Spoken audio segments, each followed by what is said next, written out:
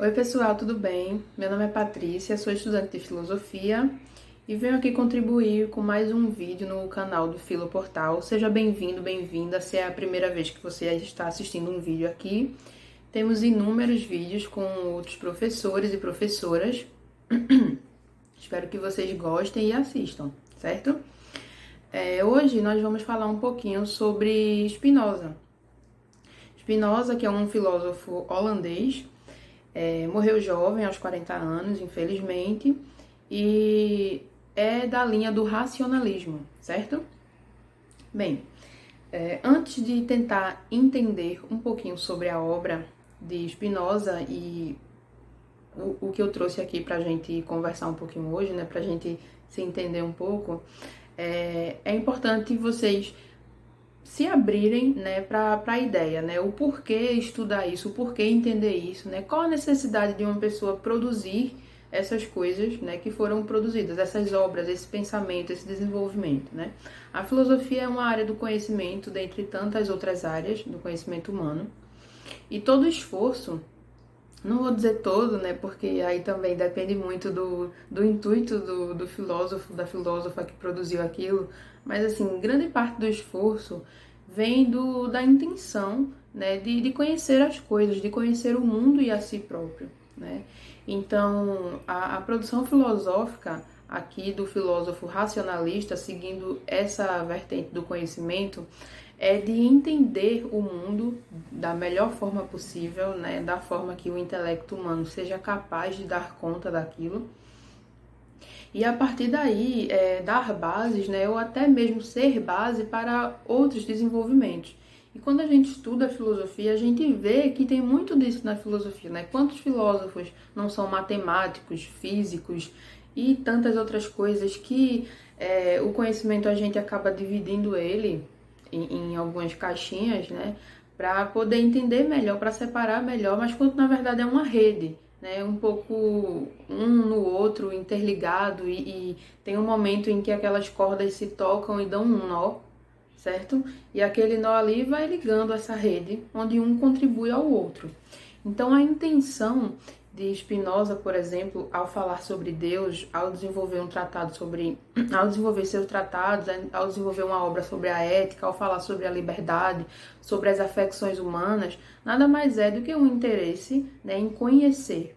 Era aquilo que o filósofo dizia, o Spinoza dizia, né, que o seu intuito não é dizer que as ações humanas são boas ou más, não é rir ou chorar, né, daquilo que é humano, mas sim conhecer, certo? E para resgatar um pouquinho o conceito, caso você tenha esquecido, o que é o racionalismo, é importante lembrar, né? O racionalismo é feito, né, foi feito e ainda é feito pelos filósofos racionalistas que sigam a vertente, né? Por aquelas pessoas que depositam no intelecto humano a capacidade, né, de desenvolver o conhecimento, diferente dos empiristas, que depositam na experiência essa capacidade, essa base, né? Quando eu falo assim, pode ficar até uma interpretação um pouco não tão elucidada, né? Fica uma coisa meio vaga, assim, como assim deposita no intelecto humano? É claro que a gente precisa do intelecto humano para compreender as coisas, mesmo que você parta da experiência, certo? Mas é só uma definição um pouco enxuta, meio grosseira, para que volte à mente, né, o que é o racionalismo. Essa corrente de pensamento que deposita prioritariamente na razão humana, no intelecto humano, a base, o ponto de partida, né, para o conhecimento. E quando a gente vê isso na faculdade, quando a gente vai estudar isso um pouco mais a fundo, a gente acaba vendo que essa divisão que é feita, quando a gente coloca assim, racionalismo versus empirismo, né, fica como se fosse um embate, né, que a gente faz. E a gente tem esse costume, né, é bem cultural essa marca, de fazer essa dualidade, certo? E a gente vê que são, às vezes, até nuances entre essa divisão dos racionalistas e empiristas, que as coisas se misturam, na verdade. Mas que a nível didático, a gente divide bem assim, e não é que essa divisão não exista, mas a gente deixa de uma forma tão apartada assim os dois lados, né, que pode gerar essa impressão. E aí eu quero trazer aqui para vocês, né, que só para resgatar mesmo, né, os racionalistas são aqueles filósofos que vão partir da razão humana como base para o conhecimento, colocando a experiência como duvidosa, certo? Para ser base disso. Como, por exemplo, a gente tem Descartes, né? Descartes, que é conhecido como um grande representante do racionalismo, ele tem aquela famosa frase, né, que diz que os sentidos são enganosos, né? Então a gente não pode pautar nos sentidos a nossa fonte de conhecimento, né? Que ele diz, né, que ele experimentou uma vez confiar nos seus sentidos e ele percebeu que aquilo não levou ele a um conhecimento verdadeiro das coisas. E a intenção é conhecer, né? Conhecer para poder fazer algo com aquele conhecimento que seja benéfico para nós ou não, como temos experiências e histórias aí durante a humanidade toda. E aí, isso é bem característico do Descartes, por exemplo, a gente pode falar um pouquinho dele aqui, quando ele coloca até a dúvida metódica, né? Descartes sai duvidando de tudo até chegar à base de algum conhecimento, né? E poder dizer que essa base está no eu penso, certo? Ele coloca até ali, se você lembra, se você já assistiu outras aulas, se não assistiu, veja aqui a aula no canal, certo? Ele coloca até assim, que ele pode imaginar, ele pode acreditar, né? Pode até ser verdade que tudo que a gente conheça, que tudo que a gente veja e possa falar sobre, possa produzir, seja talvez uma produção de um gênio maligno, né, que está colocando a gente nessa situação e faz a gente acreditar que aquilo é realidade, quando na verdade a gente pode estar sonhando, né? Um gênio maligno está influenciando a gente a acreditar que tudo que a gente vê sobre o mundo é real, que eu posso conhecer as coisas, que essa caneta realmente existe, né? E se tudo for a produção de um gênio maligno? O que é que me fica como fundamento do meu conhecimento? No que é que eu posso confiar? E aí o Descartes vai chegar à conclusão de que, mesmo que tudo isso seja verdade, ainda fica alguma coisa como base para mim. O eu que pensa, né? O res cogitans, o eu pensante. E aí é dessa base que ele parte para formar todo o seu conhecimento, e aí a gente pode compreender um pouco do racionalismo. Falei tudo isso para que a gente possa se resgatar e se situar no que a gente está falando e quer entender, né, para poder chegar no Baruch de Spinoza, que é um filósofo holandês, nasceu em 1632, tá? Consegui decorar essa data de uma forma aleatória, de tanto ver isso, não sou o tipo de estudante que sai decorando datas específicas, mas é bom a gente saber pelo menos o século, né? Então, no século 17 que ele nasceu, e o Spinoza tem bastante influência e críticas também ao Descartes. Ele trocava cartas com o Descartes, né? Eles são da mesma época. Um outro filósofo racionalista com quem Spinoza teve contato também foi o Leibniz, né? E tanto o Leibniz quanto o Descartes são matemáticos também. O Spinoza, eu não sei dizer com precisão se era matemático, mas estudava também bastante matemática, né? Então vai que tem aí alguma relação entre os racionalistas e a matemática, porque as produções, tanto de Leibniz quanto de Descartes para a matemática, são de grande peso, certo? Então, antes da gente entender um pouco sobre a obra de Spinoza, a gente pode entender um pouquinho sobre a vida dele e como isso influenciou na sua obra. Ele morreu jovem, morreu aos 40 anos apenas, né? E isso é uma pena, porque, bem, ele poderia ter produzido muito mais. Poderia até ter dado conta de algumas coisas que ficaram um pouco desconectadas na sua produção filosófica, certo? Por exemplo, quando se trata do conceito de liberdade, quando se trata da ideia de finito e infinito dentro da substância. Estou falando aqui coisas soltas, mas a gente vai entender no decorrer do vídeo, certo? A gente vai entender um pouquinho sobre a substância, que é Deus. A gente vai entender também um pouco sobre a ética, né? Ou tentar entender, certo? E no final do vídeo a gente trata um pouquinho também sobre liberdade. São ideias, são conceitos que não tem como a gente não falar, né, da produção de Spinoza. E aí, dentro de todos esses temas, como em todas as obras filosóficas, há, né, certas críticas que são recebidas e são apontadas ali, né, coisas que não se concatenam tão bem. Mas aí a gente pode colocar até em defesa do filósofo que ele viveu pouco para produzir mais. Por exemplo, a gente tem as obras de Platão, né? Platão, que a gente tem tantos diálogos e a gente consegue dividir esses diálogos na fase mais inicial da juventude, na fase da maturidade, na fase da velhice. Em todo esse período, a gente consegue ver em algumas obras de Platão que na juventude ele tratava de um certo assunto, produzia de uma certa forma, e na maturidade ele acabou trazendo aquele conceito de uma forma mais bem trabalhada, mais bem engrenada, certo? Então talvez tenha faltado isso, né? Eu estou me lançando aqui em defesa de Spinoza aos críticos, né? Para dizer que talvez se ele tivesse vivido mais, ele tivesse resolvido algumas coisas que não ficaram tão bem definidas, tão bem ligadas.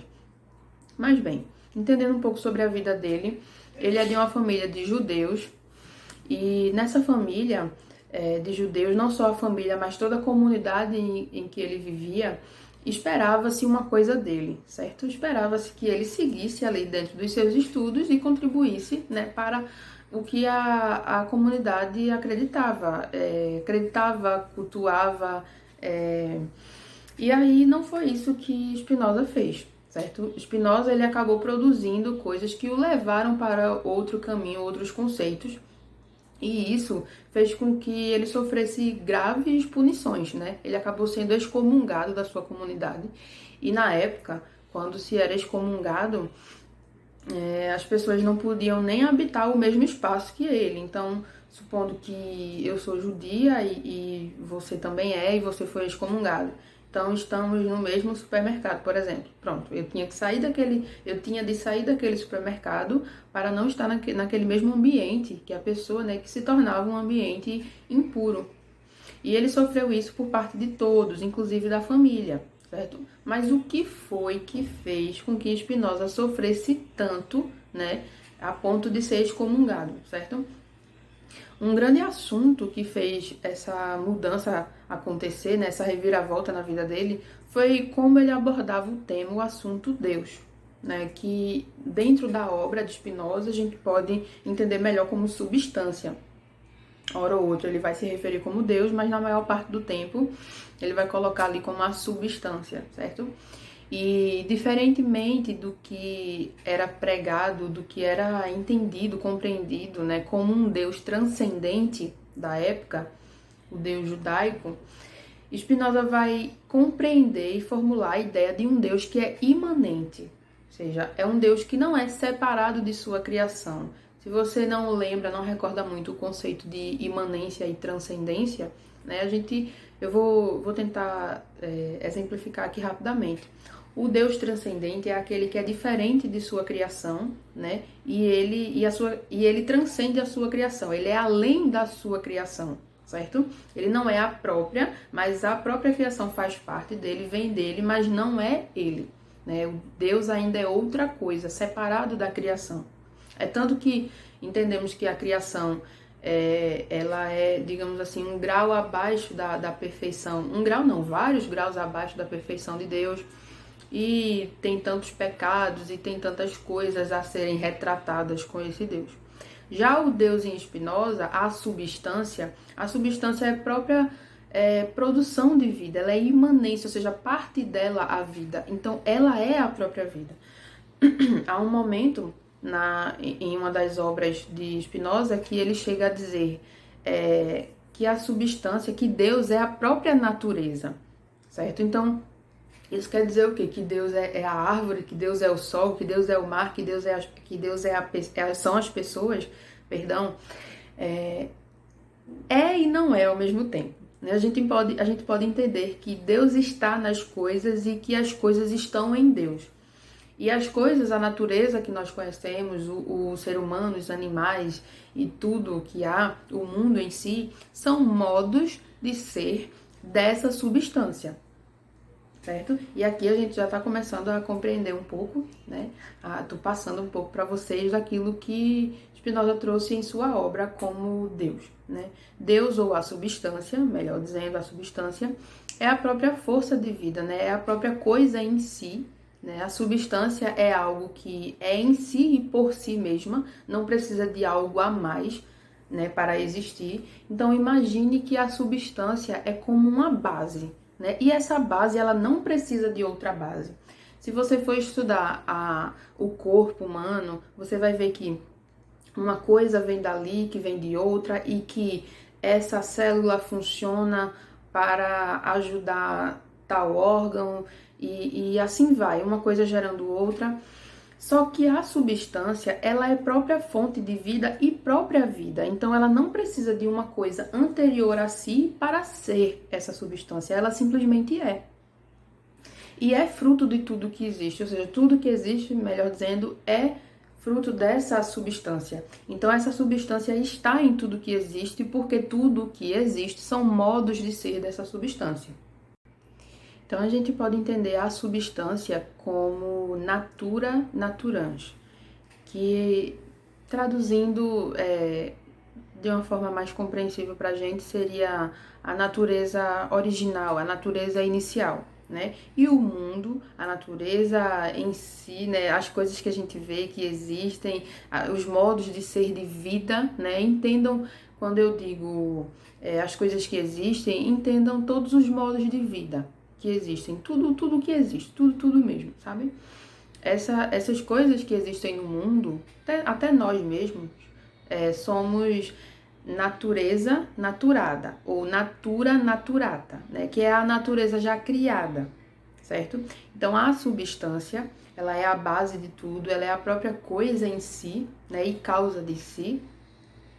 E essa substância, segundo Spinoza, ela possui atributos que são afecções, são expressões dessa substância. A substância é infinita, certo? Ela é incondicionada, ela não precisa de condições, ela é a própria condição de ser. Então, a substância é infinita, então seus atributos também são infinitos. Só que o intelecto humano só tem a capacidade, só alcança o conhecimento de dois desses atributos, que é a res cogitans e a res extensa, que a gente já conhece isso com Descartes, né? Que é o pensamento, né? O eu penso, e a extensão, o corpo, ou seja, eu tenho o meu corpo físico e eu tenho o meu corpo pensante, entendam dessa forma. E essas coisas são atributos, né, da substância, que a gente compreende, né, mas que não são os únicos, são infinitos os atributos, assim como a substância é infinita, a substância ou Deus, a gente pode entender dessa forma, certo? E além da substância e atributos, existem também os modos de ser, certo? Então, por exemplo, o ser humano é um modo finito de um atributo infinito, ou seja, da substância infinita. Por que finito? Porque essa forma de vida se acaba com o tempo. Mas ela se acaba, mas não deixa de existir em essência. A gente pode entender dessa forma. Porque a substância que é causa desse modo de vida é uma substância infinita, certo? Então, eu posso dizer, por exemplo, que as coisas são deuses, que os seres humanos são deuses porque os seres humanos são provenientes dessa substância, se é um Deus imanente que está nas coisas, então as coisas são deuses, não, mas a gente pode entender que as coisas são divinas, certo? Não é como um politeísmo, né? É um monismo, né? É um Deus só, é uma substância, é a fonte de tudo, e em tudo há um pouco dessa fonte, ela está em tudo, né? Parte dela, certo? E aí, por isso, de acordo com a comunidade judaica, esse pensamento não poderia ser aceito e, infelizmente, ou felizmente, não sei dizer, o Spinoza foi excomungado, né? E aí ele seguiu com a sua produção, porque era o que ele pautava, era o que ele pautava ali como conhecimento mesmo, e tinha grande interesse por essa área teológica, certo? Então, para ficar um pouco mais resumido, quando a gente fala da substância, a gente lembra também, a gente traz com esse assunto, né, mais outros dois, substância, atributos e modos. Vamos revisar, né? Vamos tentar enxugar aqui os conceitos. A substância é a base de todas as coisas, é a coisa em si, é a própria pulsão de vida, né? É a própria natureza, é tudo que existe, né? E existe por si e em si.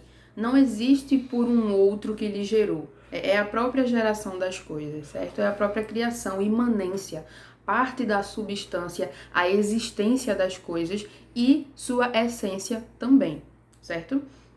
E essa substância, ela possui atributos, né? O atributo, ele fica ali entre os modos e a substância, né? Os atributos são as expressões dessa substância e os atributos, assim como a substância, são infinitos, mas o intelecto humano só é capaz de conhecer a extensão, né, e o pensamento. A gente pode dizer o corpo e a alma, certo?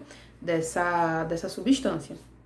E a gente tem depois os modos, né? Os modos são as afecções dessa substância, ou seja, as formas de expressões, os modos de ser dessa substância, certo?